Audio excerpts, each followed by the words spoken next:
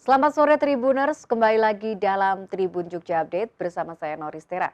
Kali ini kami akan menghadirkan kepada Anda berita terkini terkait info intelijen Rusia bocor berniat invasi Jepang sebelum Ukraina.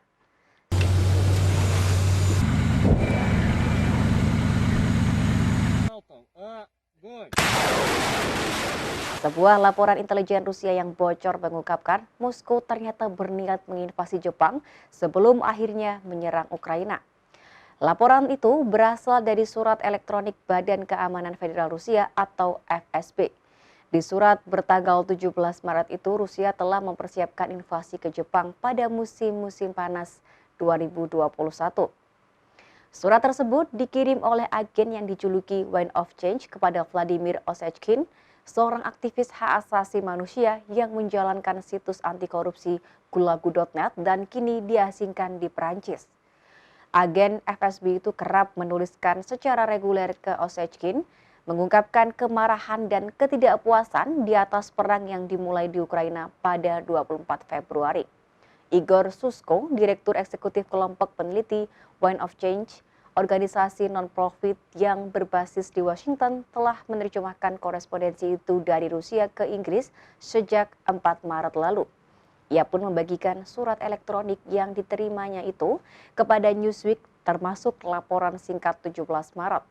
Surat yang telah dipublikasikan Osechkin itu telah dianalisis oleh Christo Grosev, seorang ahli dari FSB.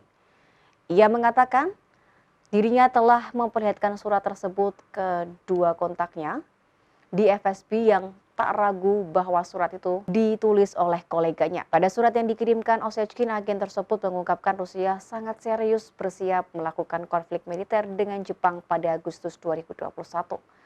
Agen FSB tersebut mengungkapkan bahwa Rusia kemudian memutuskan untuk menginvasi Ukraina beberapa bulan kemudian. Surat bocoran itu juga merinci pergerakan helikopter perang elektronik yang menargetkan Jepang. Sementara itu, mesin propaganda Rusia juga dimulai dengan dorongan besar untuk menyebut Jepang sebagai Nazi dan fasis. Sebuah perjanjian formal yang mengakhiri Perang Dunia II tak pernah ditandatangani oleh Rusia dan Jepang. Sebagian besar karena perselisihan atas sekelompok yang diklaim Jepang tetapi diduduki Rusia. Pulau Kunashiri, Etorfu, Sikotan, dan Habomai yang merupakan bagian dari Kepulauan Kuril telah diambil oleh Uni Soviet di akhir Perang Dunia II. Tokyo mengklaimnya sebagai wilayah utara dan masalah itu menjadi pusat ketegangan Rusia dan Jepang sedekade terakhir. Menurut agen FSB, batu sandungan utama antara Moskow dan Tokyo adalah Kepulauan Kuril.